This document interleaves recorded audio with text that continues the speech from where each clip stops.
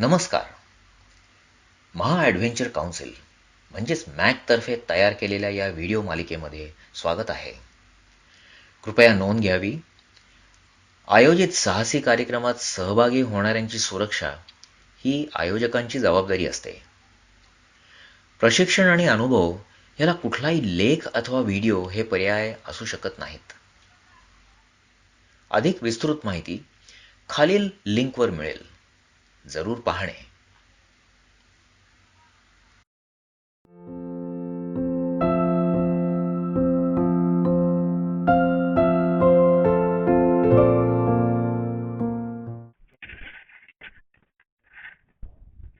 Hi friends, मैं श्री सहस्रबुद्धे पूना से हूँ.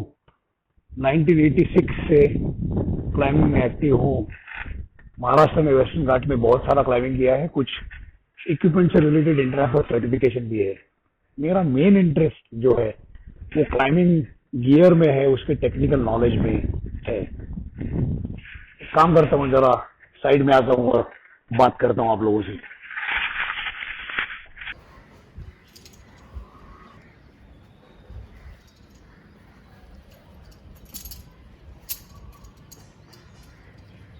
मैक के सेफ्टी की पाठशाला एपिसोड 4 में मैं आप सब लोगों का स्वागत करता हूं. मैं इस एपिसोड में आप लोगों के साथ में एज ए टेक्निकल एक्सपर्ट बात करूंगा और इस एपिसोड में हम लोग फुल बॉडी हार्नेस और वेबिंग्स के बारे में बात करेंगे. तो आइए शुरू करते हैं सेफ्टी की पाठशाला episode 4. So full body harness होता क्या है? उसे अगर फैक्ट्री में ही बनवाया जाए तो जो हार्नेस बनता है उसे फुल बॉडी हार्नेस कहते हैं. जो it's a combination of seat harness and the chest harness. So full body harness कुछ इस प्रकार से हमें दिखता है, जिसमें थाई लूप्स होते हैं, शोल्डर बेल्ट स्ट्रैप्स होते हैं और कुछ अटैचमेंट पॉइंट्स होते हैं. सवाल यह है कि फुल बॉडी हार्नेस की जरूरत क्या है. अगर हैजर्ड्स की बात करेंगे कि क्या हो सकता है, तो लास्ट एपिसोड में मैंने जैसे आप लोगों को बताया था वैसे इस एपिसोड में मैं आपको बता रहा हूँ कि अगर ऑर्गेनाइज एक्टिविटी के अंदर किसी पार्टिसिपेंट का अपर बॉडी का वेट अगर ज़्यादा है तो वो आदमी कोई भी एडवेंचर एक्टिविटी करते समय, रैपलिंग हो, रॉक क्लाइंबिंग हो, उल्टा होने के चांसेस होते हैं.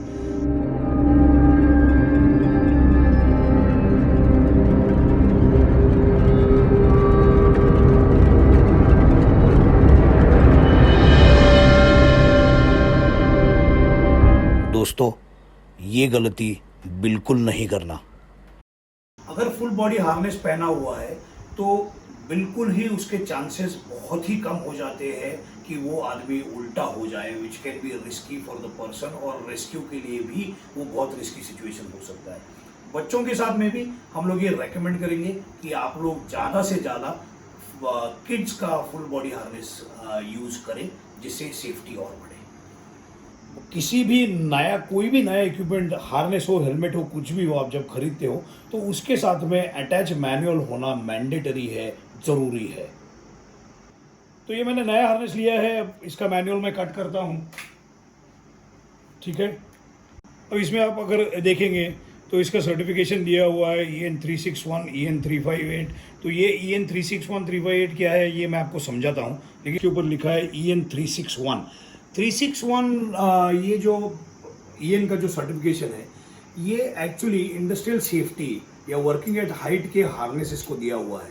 अनफॉर्चुनेटली लॉकडाउन का पीरियड है, हमारे पास में एक्चुअली EN 12277 टाइप A जो फुल बॉडी हार्नेस है वो नहीं है. फिर भी हम लोग आपको ये हार्नेस दिखा रहे हैं बिकॉज ये हार्नेस और 12277A जो है फुल बॉडी हार्नेस, इसमें ज़्यादा फर्क कुछ होता नहीं है. फुल बॉडी हार्नेस ही होता है.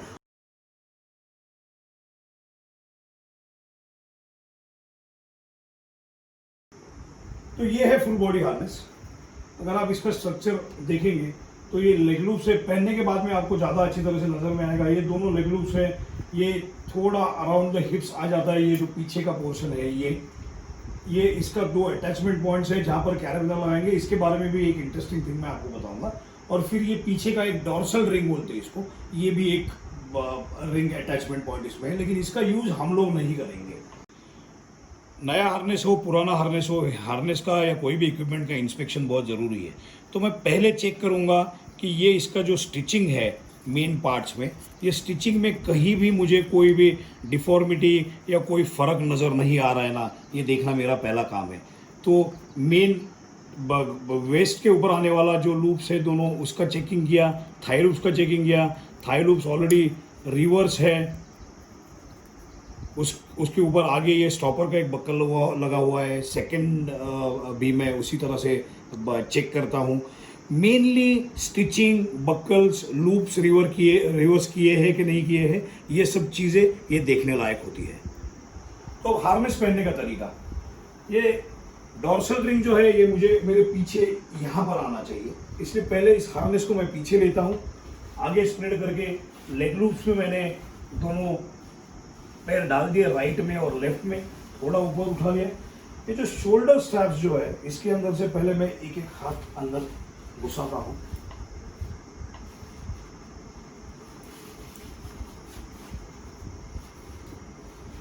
तो ये हार्नेस मेरे ऊपर आ गया इस प्रकार से, ठीक है। तो अब इसे पहले टाइट कैसे करना है, तो थोड़ा सा पहले आपको इसको टाइट करने से पहले थोड़ा सा आपको इसको लूज करके लेना पड़ेगा। एक बार आप इसे लूज करेंगे, बाद में इसका जो बेल्ट है इसे स्लाइड करना हम लोगों के लिए आसान हो जाएगा।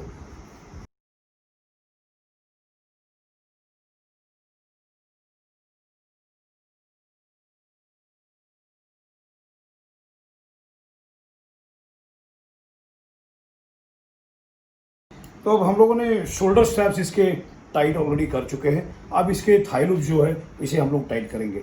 दो बक्कल दिए हुए, इंटरलॉकिंग, बेल्ट ऑलरेडी रिवर्स है, कुछ करना नहीं है, आसान सा काम है। जो बक्कल्स को पकड़ते हुए मुझे मेरे हिसाब से इसे सिर्फ खींचना है, और फिर एक ये जो बचा हुआ स्लैक है वेबिंग का, टेप का, इसे मैं पीछे लेता हूँ।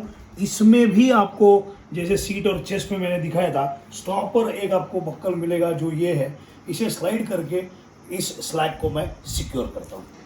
आपने पीछे वो जो डी रिंग था, जो ये रिंग है, यहाँ पर एक ए देखा होगा लिखा हुआ, तो इस टाइप के हार्नेसेस में ए मतलब एंकरिंग पॉइंट होता है। तो पीछे आपने जो ए देखा था, तो वो ये जो डी है, ये रिंग है, इसे डॉर्सल का रिंग कहते हैं। ये वर्क पोजिशनिंग के लिए यूज होता है, ये हमारे लिए एडवेंचर एक्टिविटी के लिए नहीं है। अगर यहाँ पर देखेंगे तो A/2 लिखा है, A/2 लिखा है, इसका मतलब है कि ये एक आधा एंकरिंग पॉइंट है A, ये एक आधा A है, इन दोनों को मिला के एक पूरा A हो जाएगा। दैट इज द रीज़न एक A/2 यहाँ पर दिया है, A/2 यहाँ पर दिया हुआ है। कोई भी एक्टिविटी में इन दोनों को मिलके ही, चाहे रैपलिंग हो, रॉक क्लाइंबिंग हो, आपका जो मेन एंकर आएगा ये दोनों को मिलके आएगा। ऐसा नहीं है कि किसी एक ही में एंकर लगाया है।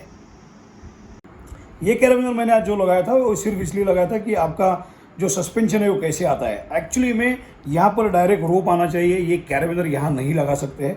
इसका रीज़न ये है, कैराबिनर का जो पुल है वो एक ये डायरेक्शन में जा रहा है, एक ये डायरेक्शन में जा रहा है, और ये ऊपर की डायरेक्शन में आएगा जब मैं इसमें रोप एंकर करूँगा। सो ये एडवाइजेबल बिल्कुल भी नहीं है। तो इसमें से सीधा हम लोगों को डायरेक्ट रोप डालना पड़ेगा, या तो एक ट्रायंगुलर मेलन रैपिड करके कैराबिनर आता है, जिसके बारे में हम लोग कैराबिनर्स के सेक्शन में बात करेंगे। बट वो कैराबिनर हो सकता है आप इसमें लगा सकते हो, बट एडवाइजेबल डायरेक्ट यहाँ पर रोप ही आना चाहिए।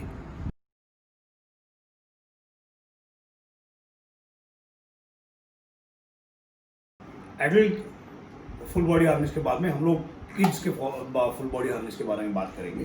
तो जब मैं पूरा फुल बॉडी हार्नेस का एक नया अगर मैं कोई हार्नेस लेता हूँ तो इस प्रकार से उसके ऊपर लेबल आएगा। फिर जब मैं इसे ओपन करता हूँ तो मुझे हार्नेस के साथ में उसका पूरा सर्टिफिकेशन भी आ जाएगा। अब आते हैं हार्नेस के इंस्पेक्शन के ऊपर। जैसे पहले बताया था वैसे ही रिपीट कर रहा हूँ कि चाहे हार्नेस नया हो या पुराना हो, हमें उसका पूरा जितना भी स्टिचिंग है उस स्टिचिंग में कोई डिफॉर्मिटी नहीं है, कोई प्रॉब्लम नहीं है, ये देखना पड़ेगा। और ये भी मैं रिपीट करके बता रहा हूँ कि जहाँ पर आप देख रहे हैं कि ये वेबिंग जो है ये येलो है, लेकिन स्टिचिंग जो किया है वो रेड कलर में किया हुआ है। और इसका रीज़न ये है कि अगर इसमें कुछ प्रॉब्लम है तो इमीडिएट नज़र में आए। That is the reason opposite या कॉन्ट्रास्ट कलर से ही वेबिंग में आपको स्टिचिंग मिलेगा। तो मैं सारे इसके बक्कल्स रिवर्स किए हैं कि नहीं है, स्टिचिंग इसके पूरे है कि नहीं, थाई लूप्स के बकल्स रिवर्स किए हुए हैं, उसका स्टिचिंग प्रॉपर है कि नहीं है। और इसका एक बार जो किड्स का जो ये जो हार्नेस है जो टाइप बी में आता है 12277 टाइप बी, इसका पूरा एक बार मैं स्ट्रक्चर चेक कर लेता हूँ, मुझे पता चले कि ये हार्नेस फिट टू यूज़ है कि नहीं है। हार्नेस का एक सिंपल सादा इंस्पेक्शन। तो ये जो है ये मेन लूप है जिसके ऊपर कैराबिनर या एंकर आ जाएगा इसमें। तो इस हार्नेस का अगर स्ट्रक्चर देखेंगे तो ये येलो जो एक वेबिंग आया है जहाँ पर ये मेन लूप है, ये अराउंड द वेस्ट जाएगा। ये दोनों इसके एक राइट और एक लेफ्ट थाई लूप हो जाएंगे। और ये जो मेरे हाथ में है रेड, ये शोल्डर स्ट्रैप से राइट में और लेफ्ट में आएगा। अब इसे पहनाने का तरीका, तो मैं ये हार्नेस लेता हूँ जैसे बोला था वैसे कि ये दोनों, ये राइट लेग के लिए है, ये लेफ्ट लेग के लिए है। इस मेरे पास में अभी किड्स का हार्नेस है लेकिन बच्चा तो है नहीं, लेकिन इसी मॉडल के ऊपर हम लोग पहनाएंगे। तो इसको स्प्रेड करेंगे थाई लूप लेग लूप में, राइट में राइट, लेफ्ट में लेफ्ट। इस हार्नेस को हम लोग ऊपर उठाएंगे। इसको पकड़िए, आप जरा पकड़िए, ठीक है। तो जब हार्नेस में पहले ही देखना है कि कोई ट्राउजर या कुछ भी आके हार्नेस का थाई लूप जो है वो नीचे स्टक नहीं हो रहा है। अब इसे ओपन करेंगे, इसमें से लेफ्ट हैंड डालिए, इसमें से राइट हैंड डालिए। इसको हम लोगों ने ऊपर उठा लिया। जैसे मैंने बोला था वैसे कि ये किड्स बॉडी हार्नेस है, फिर भी बच्चा मतलब लॉकडाउन में कहाँ से लेके आएंगे, तो इसलिए मैंने इसी के ऊपर पहनाया है। तो ये वेस्ट बेल्ट है। एक बार स्ट्रक्चर देख लेते हैं, कहीं कोई लूप उल्टा हुआ नहीं है ना। पीछे के साइड में भी देखेंगे। अभी ये जो इलास्टिक है इसमें जो सीट हार्नेस में आपको मिला था वैसे ही इलास्टिक इसमें भी मिलेगा। इससे ये जो थाई लूप्स है ये ऊपर रहने में मदद होती है, ये नीचे फिसल के जाते नहीं है। ये क्रॉस यहाँ पर टेप आ चुका है, कहीं भी ट्विस्ट नहीं है वेबिंग में या टेप में। आगे आएंगे, ठीक है। पहला इसमें भी बकल्स दिए हुए मैंने आपको दिखाया था, रिवर्स किए हुए हैं। तो मुझे सिर्फ टेप को पकड़ के, बकल्स को पकड़ के इसे खींचना है ताकि मैं इसे टाइट करूं। जैसे मैंने बोला था वैसे बकल को पकड़ के टाइट किया। इसमें भी एक ये इलास्टिक का स्टॉपर दिया हुआ है, इसमें से ये जहाँ तक हो सके इसे पीछे लेके जाइए ताकि ये सिस्टम में आगे रैपलिंग डिवाइस या क्लाइंबिंग के समय नहीं आना चाहिए। ये जो पोजीशन है, ये पोजीशन अपना बेली बटन से और चेस्ट के थोड़ा सेंटर में ही आना चाहिए। अब इनके लिए मुझे थाई लूप ज़्यादा मैं टाइट नहीं कर सकता हूँ क्योंकि जैसे बोला था वैसे ये किड्स का हार्नेस है, तो थोड़ा टाइट किया इस साइड का भी और इस साइड का भी। इस प्रकार से अगर आप देखेंगे तो अगर बच्चा है तो सस्पेंशन पॉइंट जो अगर बच्चा गिरने के बाद में वो इतना जितना ऊपर आएगा उतना अच्छा है ताकि बच्चा भी अपसाइड डाउन नहीं होना चाहिए। तो this is a way you wear the harness. Again check सिर्फ इतना ही करना है कि इजीली एक एक हाथ जा रहा है अंदर, थाई लूप्स में भी, वेस्ट बेल्ट में भी उतना ही ये टाइट होना चाहिए।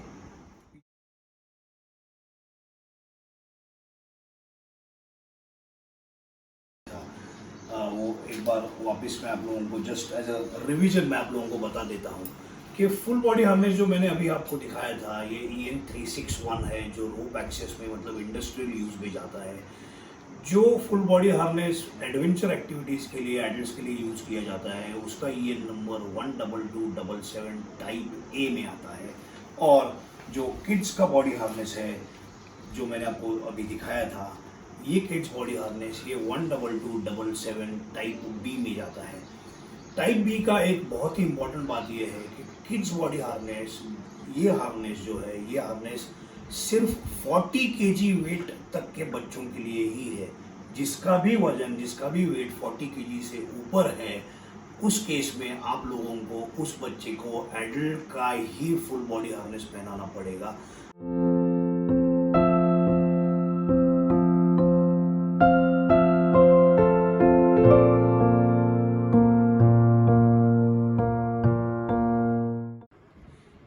अगर आप देख सकते हैं कि ये पूरा मतलब फुल बॉडी हार्नेस पहनने के बाद में अगर मेरा फॉल होता है या कुछ थोड़ा बहुत भी डायनेमिक लोडिंग आता है तो पूरा वेट जो है वो हार्नेस के ऊपर डिस्ट्रीब्यूट हो जाएगा। इसलिए एडल्ट के साथ में भी हम लोग रेकमेंड करेंगे कि एक्टिविटीज़ में आप लोग फुल बॉडी हार्नेस पहने, मतलब उन्हें यूज़ करने के लिए दें। लेकिन बच्चों के साथ में खासकर जो है वो इम्प्रोवाइज हार्नेस जो हम लोग टेप स्लिंग का बनाते हैं, वेबिंग का बनाते हैं, चेस्ट है या सीट है, वो यूज़ ना करें, क्योंकि उनका जो बोन स्ट्रक्चर जो होता है वो अंडर डेवलपमेंट होता है, तो स्ट्रेस की वजह से, इम्पैक्ट की वजह से हो सकता है डिसलोकेशन या फ्रैक्चर हो। तो उनकी केस में फुल बॉडी हार्नेस यूज़ करना हम लोग 100% रेकमेंड करेंगे आपको। अब अगर ब्रेकिंग स्ट्रेंथ की बात करेंगे तो फुल बॉडी हार्नेस का भी जो मेन एंकरिंग लूप्स होता है, उसमें हार्नेस का breaking strength minimum 15 kilo newton 15 kilo newton होना ही चाहिए। It depend on the manufacturer, किसी का 18 होता है, किसी का 20 होता है, people offer up to even 22 kilo newtons, but minimum 15 होना चाहिए।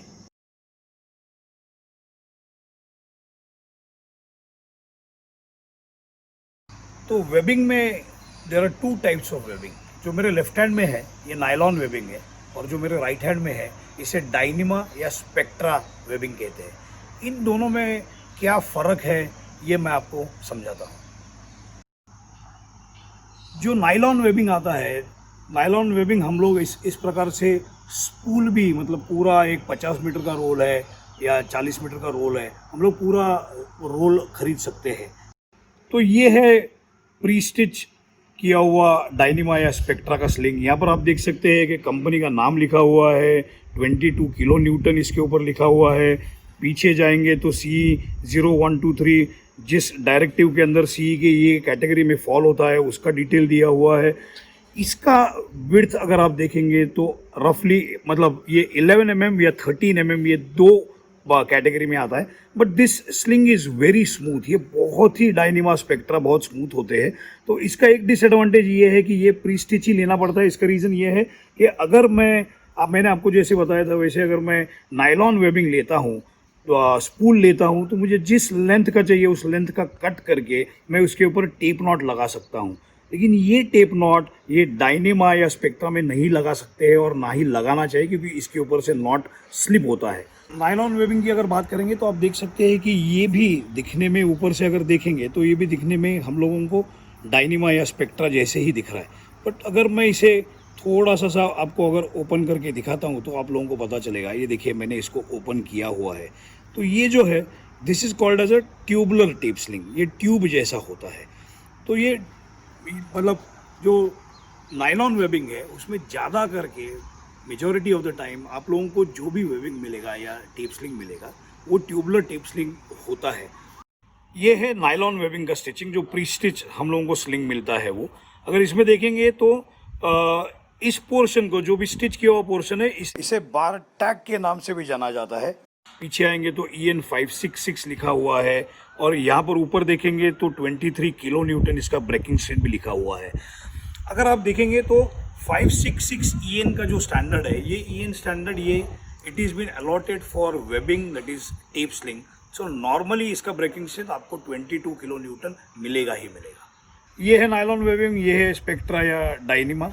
ये नॉर्मली 16 mm में आता है, या इससे भी हम लोगों को मोटा वाला भी मिलता है इन नायलॉन वेबिंग में। नायलॉन वेबिंग ये थोड़ा ज़्यादा स्ट्रेच होता है। स्पेक्ट्रा या Dyneema is normally a low stretch.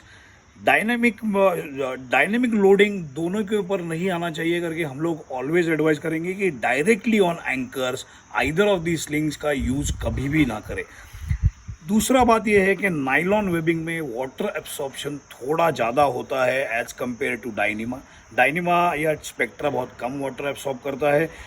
डायनिमा spectra light weight है as compare to the nylon one, इसीलिए क्लाइंबर्स लोग वेट कम से कम होना चाहिए करके डायनिमा या स्पेक्ट्रा को प्रिफर करते हैं। सो डायनिमा हो या नायलॉन स्लिंग हो, ये एंकर पे डायरेक्ट नहीं जाना चाहिए। इसका रीज़न ये है कि इसका स्ट्रक्चर ऐसे होता है, कहीं भी शार्प ऑब्जेक्ट के ऊपर अगर ये कहीं घिस जाता है तो इसका कटने का चांसेस ज़्यादा होता है। इसलिए 7.5 mm या उससे ऊपर वाले रोप स्लिंग्स यूज़ करें डायरेक्टली ऑन एंकर्स, लाइक किसी पेड़ के ऊपर लगाया है, किसी बोल्डर के ऊपर अगर है, और वो भी यूज़ करेंगे तब रोप प्रोटेक्टर यूज़ करना है। उसके बारे में हम लोग जब रोप्स के बारे में बात करेंगे तो we will talk about that later. ये भी एक वेबिंग का ही टाइप है, और ये जो बीच में है इसे, और दो साइड में दो प्लेन गेट बिनर लगाया हुआ है, इसे क्यूडी या क्विक ड्रॉ कहते हैं, ये क्लाइंबिंग फेटर्निटी में ये बहुत फेमस है। बट ये 566 EN में ही आता है, ये जो वेबिंग इसका है। ये मैं आप लोगों को इसलिए दिखा रहा हूँ कि चाहे ये क्यूडी है या चाहे नायलॉन वेबिंग है या स्पेक्ट्रा या डायनेमा है, मेरा रिक्वेस्ट ये है कि कई बार आप लोगों ने और मैंने भी देखा है कि इसे हार्नेस के ऊपर directly as a self anchor करके लोग यूज़ करते हैं। तो इसे सेल्फ एंकर करके बिल्कुल ही यूज़ ना कीजिएगा। सेल्फ एंकर के लिए वेबिंग का एक अलग टाइप आता है जो रेकमेंडेड है, मैं आप लोगों को वो दिखाता हूँ और उसके एडवांटेजेस बताता हूँ। तो ये जो मैं आपको दिखा रहा हूँ इसे लैनयार्ड करके बुलाते हैं, तो मैंने यहाँ पर दिखाया है। तो ये लैनयार्ड क्या है, तो ये है एक्चुअली लैनयार्ड जो वाई फॉर्मेशन में आता है। तो इसके ये 2 एंकर बनते हैं और ये जो लूप है ये डायरेक्टली हार्नेस के ऊपर जाता है। यहाँ पर एक तीसरा भी आपको दिखाई देगा, ये जो ब्लैक कलर का है। एक्चुअली मैं इसके बारे में ज़्यादा बात नहीं करूँगा, सिर्फ इतना बताऊँगा कि ये डायरेक्टली पुली में अटैच करने के लिए है। इसका अगर आप लोग देखेंगे तो स्ट्रेंथ है 15 किलो न्यूटन, इसका बैच वगैरह दिया हुआ है। यहाँ पर जो बीच में जो ये पुली का जो आता है इसके ऊपर लिखा हुआ है कि this is for pulley, this is only 7 kN which is equivalent to about 700 kgs। ये प्री स्टिच किया हुआ है, इसमें लूप है। यहाँ पर आगे आएंगे तो ये भी प्री स्टिच किया हुआ है। यहाँ पर कैराबिनर्स के लिए लूप है, ये दूसरा भी उसी प्रकार से प्री स्टिच किया हुआ है। इस चीज़ का एडवांटेज ये है कि अगर आप वेबिंग लेंगे और अगर फोर्क का लैनयार्ड जैसे कुछ तैयार करेंगे तो उसके ऊपर नॉट्स आएगा। कहीं भी वेबिंग में अगर आप लोग नॉट यूज़ करते हैं, चाहे वो स्पेक्ट्रा हो, डायनेमा हो या नायलॉन वेबिंग हो, दोनों में जब भी आप नॉट लगाते हैं तो उसका ब्रेकिंग स्ट्रेंथ डायरेक्टली 40% 40% से कम होता है। तो avoid putting unnecessary knots on the webbing. Even मैंने और आप लोगों ने ये भी देखा होगा कि लेंथ कम करने के लिए भी लोग वेबिंग के ऊपर नॉट्स लगाते हैं ताकि उसका वेबिंग का लेंथ कम हो। That is completely a wrong practice, उसे अवॉइड करें। तो ये लैनयार्ड जो वेबिंग का एक टाइप है वो मेरे लेफ्ट हैंड में है, राइट हैंड में आप देख रहे हैं मेरे हाथ में डायनेमा है। तो अभी इन दोनों में फ़र्क ऐसा है कि मैंने आपको बताया था वैसे इसके ऊपर नॉट लगा के इसका स्ट्रेंथ हम लोग कम करते हैं, लेकिन ये प्री स्टिच है तो इसका स्ट्रेंथ में कोई प्रॉब्लम नहीं है। सो लैनयार्ड जो है वो मेरे हार्नेस से डायरेक्ट एंकरिंग सिस्टम के ऊपर जा सकता है, मतलब मैं इससे डायरेक्ट अटैच हो सकता हूँ सिस्टम में। लेकिन ये जो है इससे डायरेक्ट सिस्टम में एंकर होना अवॉइड करना चाहिए। तो मैं आप लोगों को लैनयार्ड को हार्नेस को कैसे अटैच करते हैं वो दिखाता हूँ। पहली बात ये है कि कुछ लोग इसमें कैराबिनर लगाते हैं और कैराबिनर को इसे अटैच करते हैं। ये मत कीजिएगा, ये हम लोगों का सजेशन है। इससे इसके 2 रीज़न है। एक तो एक एडिशनल हार्नेस के बीच में और लैनयार्ड के बीच में एक तो एक लिंक बढ़ता है, और दूसरी बात ये है कि बच्चों के साथ में खास करके उनको चीज़ों के साथ में खेलने की आदत होती है। तो कोई बच्चा गलती से अगर कैराबिनर ओपन करे तो वो हार्नेस और लैनयार्ड से फ्री हो जाएगा। सो एडवाइजेबल ये है कि हम लोग इसे डायरेक्ट ही लगाएंगे। तो ये जो लैनयार्ड का जो लूप स्टिच जो है वाई का नीचे वाला पोर्शन, इससे मैं हार्नेस में गर्थ हिच लगाऊंगा। तो इसे नीचे से हार्नेस के लूप में नीचे से पास करता हूँ, फिर ये जो लैनयार्ड के जो लूप से ये इस लूप में से पास करके ले लिया, नॉट को ड्रेस किया। So this is how you attach the lanyard to the harness with girth hitch.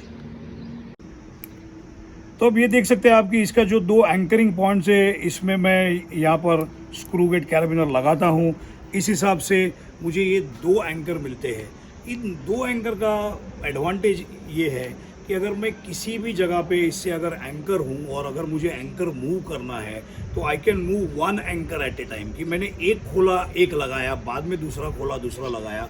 इसका एडवांटेज ये है कि कभी भी मैं सिस्टम से 1 सेकंड 2 सेकंड 5 सेकंड के लिए भी सिस्टम से अटैच नहीं हूँ, ऐसा होता नहीं है, जिससे एक्सीडेंट्स के चांसेस कम होते हैं। अगर आप इमेजिन करें मेरे पास में एक ही स्लिंग है तो मैं इसे ही निकालता हूँ, इसे ही लगाता हूँ, तो ये लगाने के प्रोसेस में I am away from the system which can be risky with the novices. तो ऑर्गेनाइज एक्टिविटीज़ के लिए इसे यूज करें तो ज़्यादा बेटर होगा।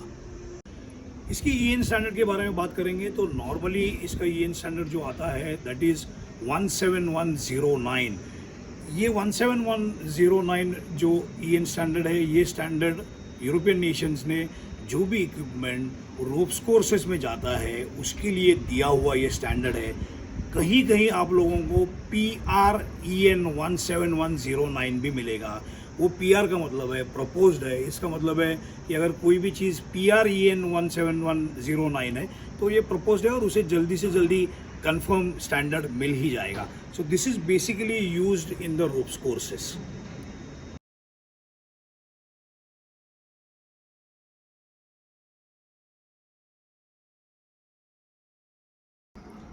तो टेप्स और हार्नेसेस जब भी आप लोगों को एक्टिविटीज लोकेशन के ऊपर या एक्टिविटी लोकेशन से वापस अगर आप लोग गोडाउन या स्टोर में इसे लेके आ रहे हैं तो याद रखें कि ये सॉफ्ट गुड्स में आता है, तो इसे अलग पैक करें। इसके साथ में हार्डवेयर कोई भी शार्प ऑब्जेक्ट्स बिल्कुल पैक ना करें और इसे अलग ही पैक करें। इंपॉर्टेंट चीज़ ये है कि अगर कोई भी आइटम्स अगर गीले हुए हैं, वेट हुए हैं during the monsoon activity, water based activity, तो जो गीले आइटम है उन्हें अलग पैक करें और जो सूखे आइटम है उन्हें अलग पैक करें और उसी प्रकार से ट्रांसपोर्ट करके उसे वापस आप लोग आपके गोडाउन या ऑफिस में लेके आ सकते हैं। गीला जो भी है उसे ओपन करके शेड में फैन के नीचे सुखाए, ना कि डायरेक्ट इसे सनलाइट में सुखाए, जिससे वेबिंग को या हार्नेस को, इसके मटेरियल को डैमेज हो सकता है because of the UV rays. Maintenance का और एक पॉइंट दोनों में कॉमन है, वो ये है कि मानसून एक्टिविटी है या कभी भी इसमें कीचड़ लगता है, कुछ होता है, तो आप लोग सॉफ्ट डिटर्जेंट से इसे क्लीन करके वापस एक बार इसे शेड में फैन के नीचे सुखाएं।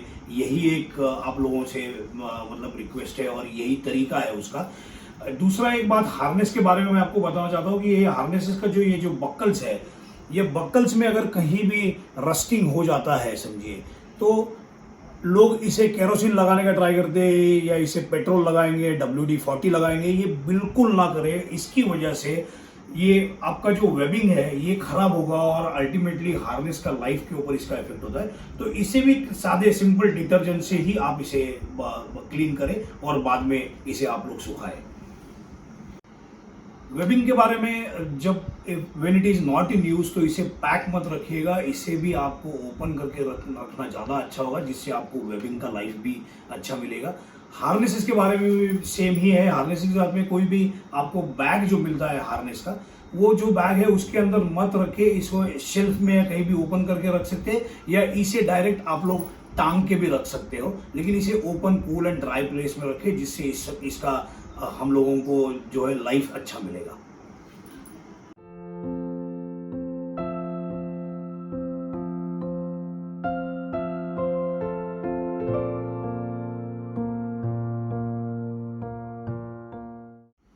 दोनों के लाइफ के बारे में अगर बात करेंगे तो नाउडेज दी वेबिंग मटेरियल और ये जो आपके बकल्स है, स्टिचिंग है, ये इतना अच्छा हो चुका है कि अगर आप लोग किसी इस चीज़ का अब्यूज़ नहीं करते हैं, अच्छी तरह से यूज़ करते हैं, तो दोनों चीज़ का, हार्नेस का, वेबिंग का, आप लाइफ 9 ईयर्स तक 100% कैलकुलेट कर सकते हैं। इसमें कोई प्रॉब्लम नहीं है। मैक की तरफ से हम लोग आप लोगों से ये हमेशा रिक्वेस्ट करेंगे कि जो भी आप लोग एडवेंचर एक्टिविटी का इक्विपमेंट यूज़ करेंगे वो सर्टिफाइड ही यूज़ कीजिएगा, ताकि सेफ्टी ज़्यादा से ज़्यादा हो। आप लोग अगर कोई भी नॉन सर्टिफाइड इक्विपमेंट यूज़ करना चाहते हैं तो सोच समझ कर डिसीजन लीजिएगा, जिससे सेफ्टी कॉम्प्रोमाइज़ नहीं होना चाहिए। और एक चीज़ ध्यान में रखिए कि कोई भी अगर कुछ भी मिसहैप हो गया, कुछ भी हो गया, तो रेस्क्यू के सिचुएशन में नॉन सर्टिफाइड गियर कभी भी काम करेगा नहीं। हम लोगों को तब सर्टिफाइड इक्विपमेंट ही यूज़ करना पड़ेगा। सो बी वाइज और उसी प्रकार से चूज़ कीजिएगा what you want to use and what you don't want to use. ये हमारी तरफ से आपको रिक्वेस्ट है। मैक की तरफ से एपिसोड 4 में जो फुल बॉडी हार्नेस और वेबिंग का हुआ, इसमें हमारी तरफ से हम लोगों ने आपको जितनी हो सके उतनी जानकारी दी है। अगर आपके कोई सवाल है, सुझाव है, तो प्लीज़ हमें लिखिए, हम लोग उसके ऊपर अमल करेंगे। आपके सुझावों के ऊपर आपके जो सवाल है उसके जवाब भी देंगे। तो ये एपिसोड देखने के लिए मैक की तरफ से और मेरी तरफ से आप सब लोगों को बहुत बहुत धन्यवाद। सुरक्षित रहे, घर पर रहे। Thank you very much.